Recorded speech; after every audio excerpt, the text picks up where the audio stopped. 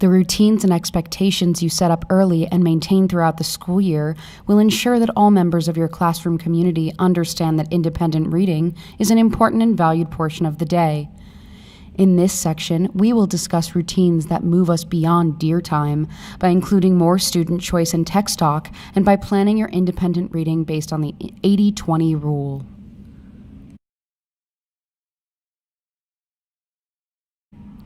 The routines and expectations you set up early and maintain throughout the school year will ensure that all members of your classroom community understand that independent reading is an important and valued portion of the day. Routines should encapsulate the values you share about reading itself. They should set the stage for the love of books and learning you hope to impart in your students. And they should demonstrate how interacting with books will both support classroom work and lead to a lifelong love of reading. Independent reading routines can include anything you expect your students to know and do during the school year. Routines can be set for a variety of purposes, from the proper treatment of books and the library to appropriate behaviors during independent reading time. Expectations can be set for rewarding book selection and for talking about and sharing books with peers. Routines can also be set early for the amount of time spent in free choice reading versus accountable assignment type reading. Be sure to make a list and plan ample time to model and practice each expected behavior. You'll notice that some of these examples of routines are specifically for students to learn, while others are more of a commitment you must make in your own planning. An example of a teacher-based routine is a solid assessment schedule that enables you, the teacher, to be consistently aware of your readers' needs. When teachers and students commit to and maintain these routines, independent reading blossoms as both authentic and powerfully supportive of the type of reading that moves beyond the classroom. Let's dig into the specifics.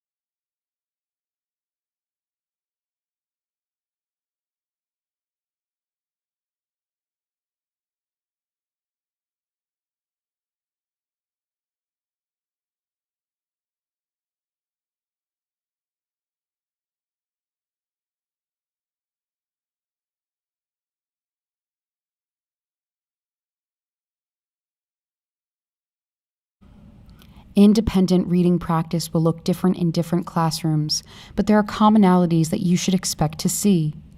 Independent reading today is not the dear of yesterday. It has evolved from dear time to a more purposeful and authentic period during which students are coached, given time to practice, and held accountable to specific learning objectives.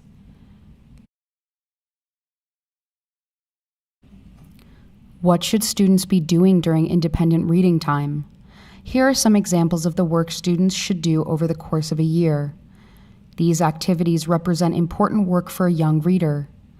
Take a minute to consider these activities and the routines that will be necessary to help them run smoothly. Take a minute. There may be additions you would like to add to this list as you consider your existing routines and units of study.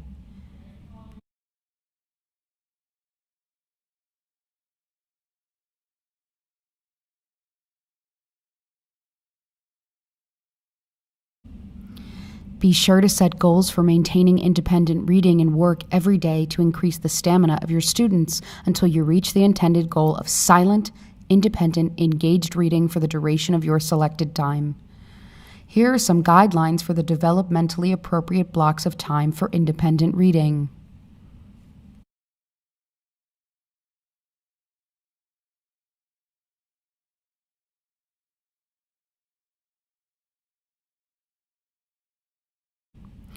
What should you, the teacher, be doing during independent reading time? Though it might be tempting to check a quick email or prepare the next lesson, independent reading is an important time for teachers too. Take a minute to review this list of activities you can do to help improve your students' reading skills during any independent reading time.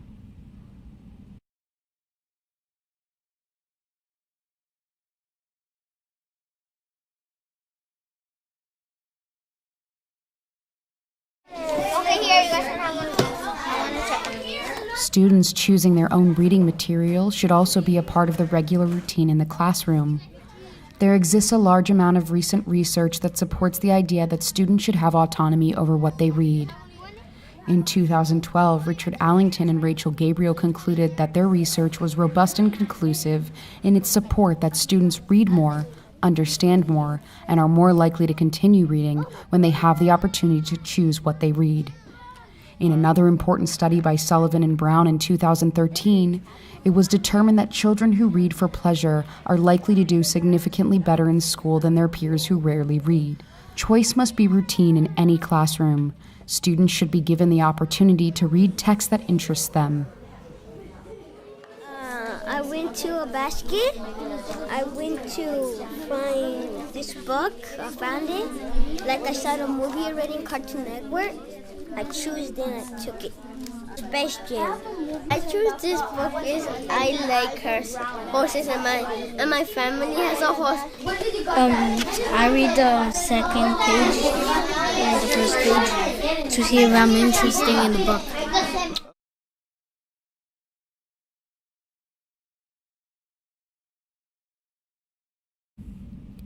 When student choice is part of the routine, access to high-interest text is essential. Honor students' tastes and opinions and be sure to provide new and exciting titles that keep students' choices fresh and interesting.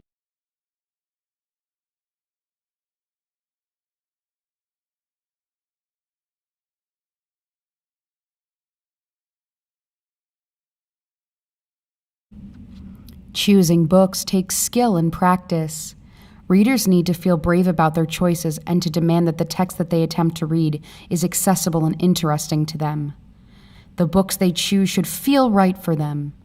Sometimes all students need is permission to engage in this type of relationship with books for them to feel enlightened by the process. Some specific tips about how to choose books that feel right should be included in the foundational routines.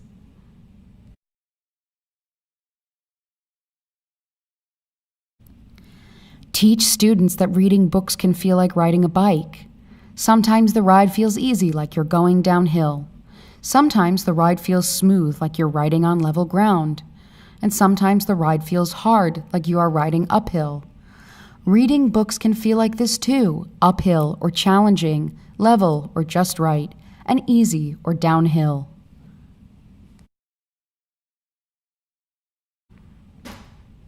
Each of these types of book rides can be great. Harder books challenge us and make us work harder. Students tend to push themselves harder with these types of books when they include subjects or stories of very high interest. Just think about what students you've seen intensely trying to decode a soccer book written about his favorite team. Be sure to teach students how to recognize these books. Here are a few bullet points you might include on your anchor chart for challenge books.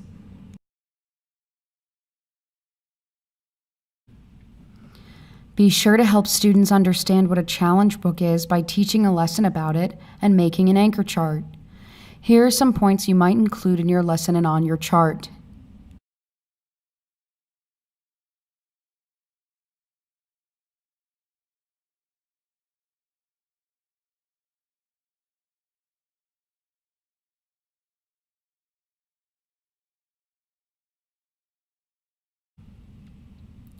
Just Right books represent the optimal text-reader match.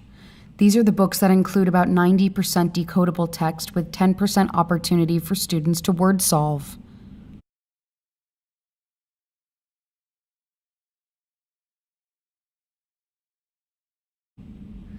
Again, make sure to teach what a just right book feels like. Here are a few points you might include on your anchor chart for just right books.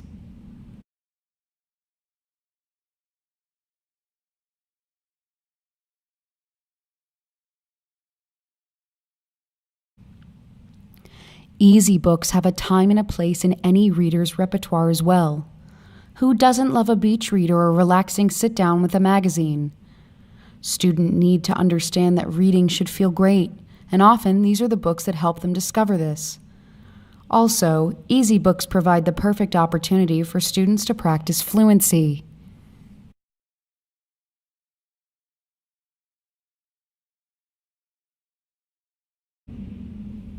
Here are a few points you might include on your anchor chart for easy books.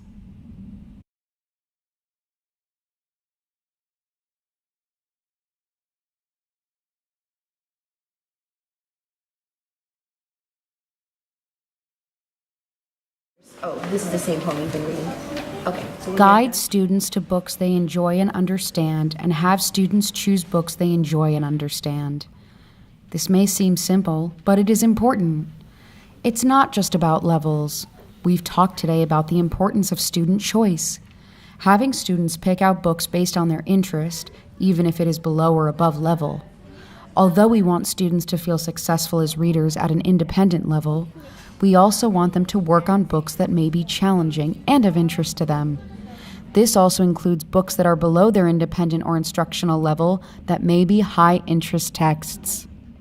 I like reading about, adventure, mystery, and it just gets me intrigued. And talking about the leads, because it's fun to get someone into something. For me, it's really good to intrigue someone and then have a really good book. But I get that's the type of reading that I like. Like when it can get boring, and I take a long time, but at the end it becomes a really good book because it's really it's action packed. So it's like everything leads up to a moment, and then it's like, there you go, that's the action, and that's what I'm reading. I'm reading right now a series called Alex Rider. I also like Rising Tiger was really good. That was a really good book. And it's just events after events, and it's just completely different every time. So it's like really intriguing to keep reading the books. They're books that do exactly what I'm talking about. Yeah. And I read a lot of fantasy. I like the Harry Potter series a lot. I also like Wicked. I like Miss Peregrine's Home for Peculiar Children, which is probably one of my favorite books, and it's really good. If you are having trouble finding what you want to finding something you want to read, ask your friends because it's really helpful. Normally, you become friends with people who are somewhat interest to you, so you could probably enjoy the books that they're reading as well. And then you have something to talk about too, so that's cool. Yeah, that's my advice.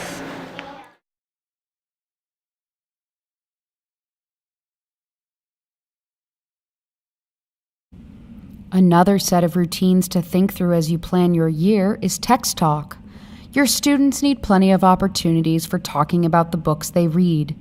This will increase engagement and provide students the practice they need with new reading skills all year long. These routines will differ depending upon the type of talk activity that will be hosted, but a literacy program in any grade has room for many. Consider these options and the types of expectations you will have for each of them. A simple turn and talk activity, something that may seem intuitive, runs much more smoothly when the teacher sets routine expectations for behaviors.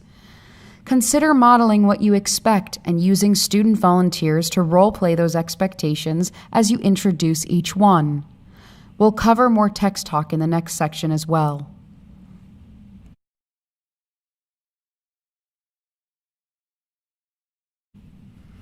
The final routine we will discuss here today is the 80-20 rule. As you think about the entirety of the instructional time you will devote to independent reading over the course of the year, plan to allow students to spend around 80% of this time to read choice books, which should be of high engagement. The remaining 20% of the time should then be used working specifically on instructional focal points.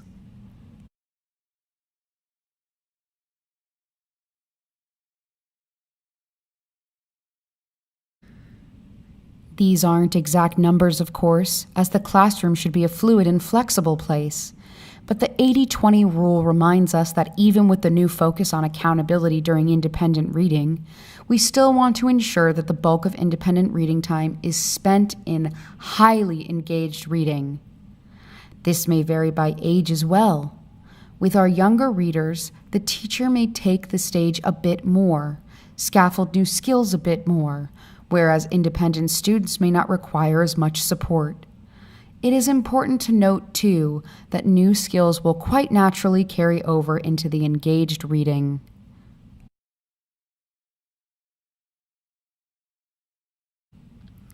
We've now discussed our first learning goal, establishing essential routines for successful independent reading. We reviewed the differences between DEAR and accountable independent reading. We reviewed the importance of routines around student choice and text talk, and we considered the 80-20 rule as a guidepost for instructional time planning. Now, take a minute to write 2 achievable goals for yourself that will enable you to establish foundational routines in your own classroom. What 2 foundational routines would you like to add to your classroom?